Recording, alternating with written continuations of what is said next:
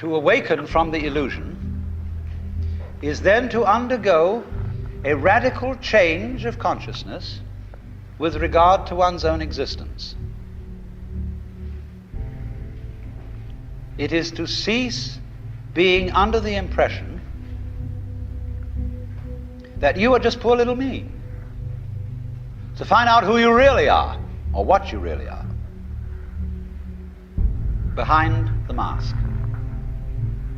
When I was a small boy, I used to haunt that section of London around the British Museum. And one day I came across a shop which had a notice over the window which said philosophical instruments. Even as a boy, I knew something about philosophy, but I couldn't imagine what philosophical instruments could be. So I went up to the window, and there displayed were chronometers, slide rules, scales, and all kinds of what we would now call scientific instruments, because science used to be called natural philosophy. Because, as Aristotle says, the beginning of philosophy is wonder. Philosophy is man's expression of curiosity about everything, his attempt to make sense of the world primarily through his intellect. Now, I'm particularly interested in the attitude of the family to children, because we have an absolutely extraordinary attitude in our culture and in various other cultures, high civilizations, to the new member of human society. Instead of saying frankly to children, "How do you do? Welcome to the human race. We are playing a game, and we are playing by the following rules.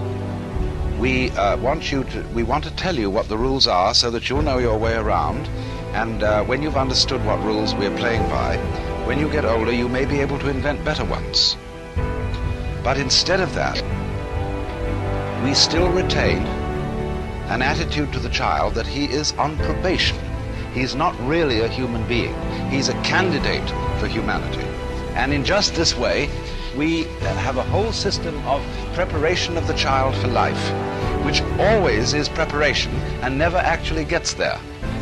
In other words, we have a system of schooling which starts with grades.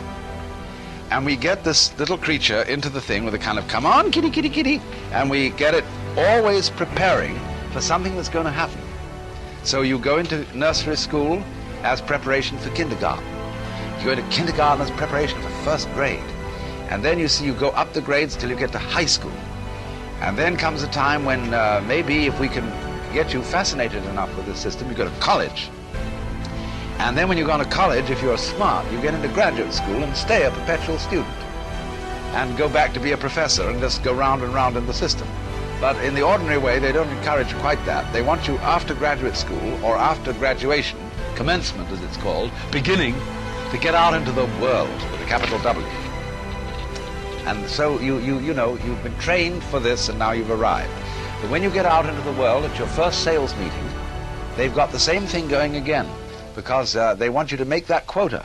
And if you do make it, they give you a higher quota. And come along about 45 years of age, maybe you're vice president.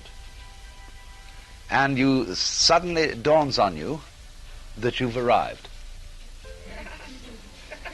With a certain sense of having been cheated, because it is just the same as life feels the same as it always felt. And you are conditioned to be in desperate need of a future. So the final goal that this culture prepares for us is called retirement, when you will be a senior citizen and you will have the wealth and the leisure to do what you've always wanted, but you will at the same time have impotence, a rotten prostate, and false teeth, and no energy. So the whole thing from beginning to end is a hoax.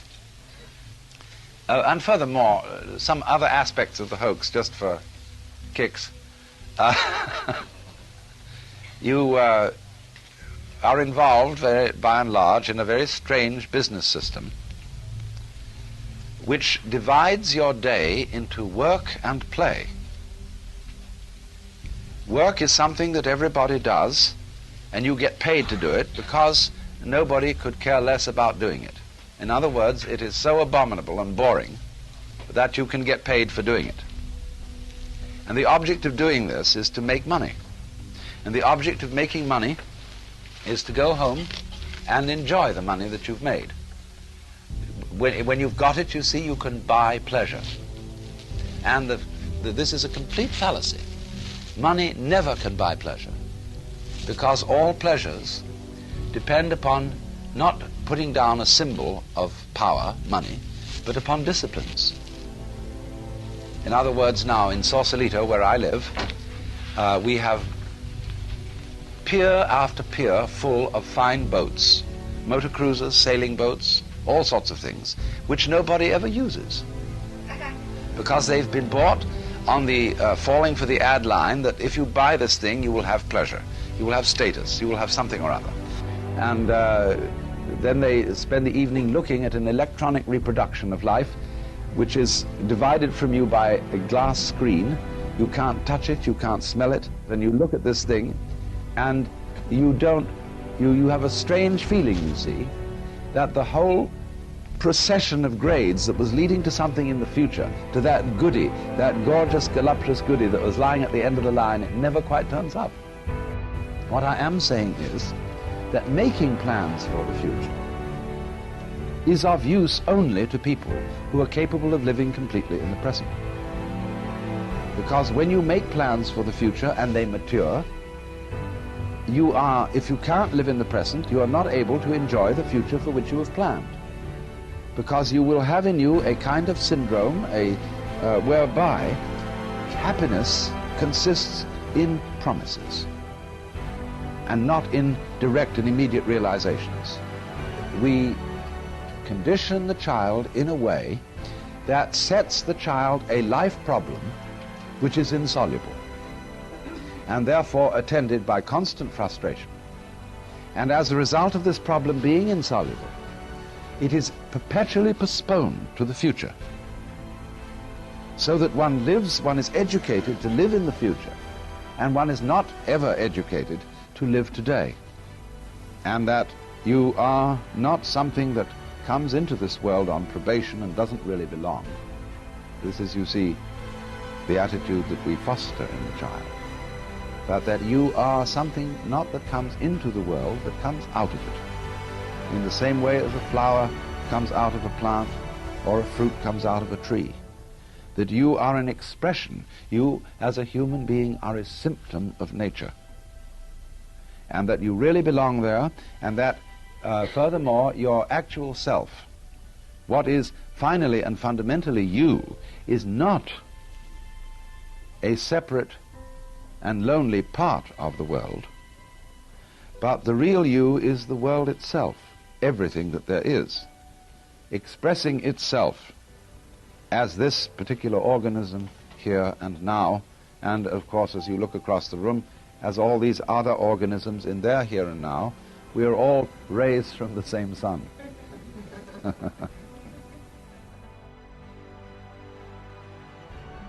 Or let me put it in a simpler way.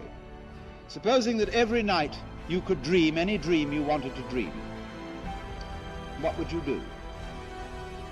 Well, first of all, I'm quite sure that most of us would dream all the marvelous things we wanted to happen. We would fulfill all our wishes. And we might go on that way for months. Besides, you could make it extraordinarily rich by wishing to dream 75 years in one night, full of glorious happenings. But after you had done that for a few months, you might begin to get a little tired of it. And you would say, what about an adventure tonight, in which something terribly exciting and rather dangerous is going to happen, but I'll know I'm dreaming, so it won't be too bad. And I'll wake up if it gets too serious. So you do that for a while. You rescue princesses in distress from dragons and all sorts of things. And then when you've done that for some time, you say, now let's go out a bit further. Let's forget it's a dream and have a real thrill. Ooh. But you know you'll wake up. And then after you've done that for a while, you get more and more nerve, until you sort of dare yourself as to how far out you can get. and you end up dreaming the sort of life you're living now.